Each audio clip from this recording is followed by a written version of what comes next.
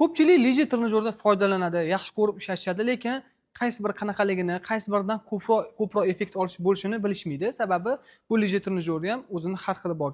Ko'rinishi rangidan tashqari buni shagida, lentasini aylanish diskida, bundan tashqari ko'p qismida, ya'ni ishlash formatida, sistemasida bir-biridan katta farqi bo'ladi.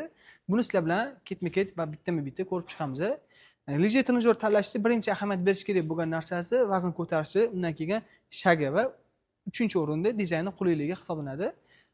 Vazn tanlashda agar adashib qo'yadigan bo'lsangiz, lije trenajyor sizlarga uzoq muddat xizmat qilib bermasligi mumkin. Shu sababli lije trenajyor xarid qilishdan oldin o'zingiz vazni misol uchun 70-80 kg atrofida bo'ladigan bo'lsa, 100 dan baland 120-130 kiloli lije olishinglarni tavsiya qilamiz. 100 kiloli lijalar mana kichkina ko'rinishda bo'ladi.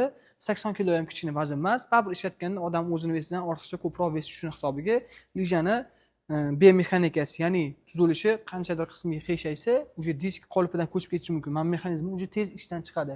Chunki bu ham yupqa yoki o'rtacha qalinlikdagi po'latdan ishlangan bo'ladi. Endi keyingi qismiga keladigan bo'lsak, ya'ni mexanizm, ya'ni shagi 3 xil ko'rinishda bo'lgan mexanizmdagi lijalar bo'ladi. Mana bunaqa обычный velosiped ko'rinishida bo'lgan o'q qotgan lijalar, disk ko'rinishida bo'lgan qotgan lijalar hamda mana bunaqa ko'rinishda bo'lgan relsiviy lijalar hisoblanadi. Asosan keng tarqalgani diskli lijalar hisoblanadi. Bularning shagi minimalniy 40 santimetrdan boshlab 35 ligi ham bor. Ayrimlarda 56-52 gacha ham bo'ladi, lekin ishlashi tizzaga bir muncha nagruskasi bor bo'lishi mumkin. Reklamalarda ko'rishingiz mumkin, har xil etaplarni ko'rsatib sizlarga ishonchni olmoqchi bo'lishadi, lekin diskli lija baribir 100% relschalik yumshoq ishlanmaydi. Sababi bunda bitta disk aylanadi katta shakda. Bunda 5-6 ta pachunini ishlashini hisobiga sizga tizzaga tushadigan bosim ancha kam bo'ladi. Endi uzunligiga keladigan bo'lsak, shagi qancha kalta bo'ladigan bo'lsa, shuncha effektiv past va shuncha tizzaga xavf baland bo'ladi.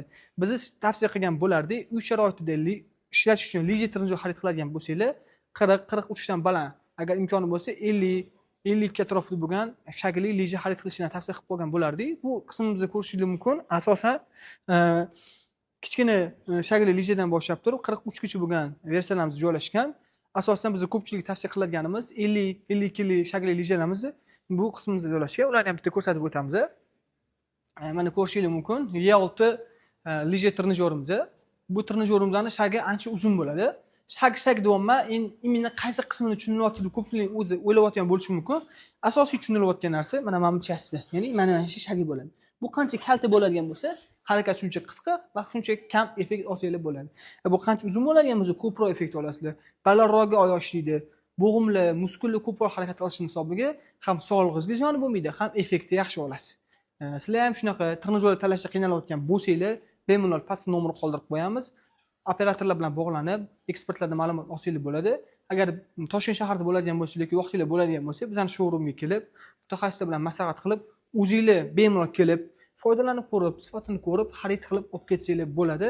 Power Gym sifatli trenajyorlar brendi.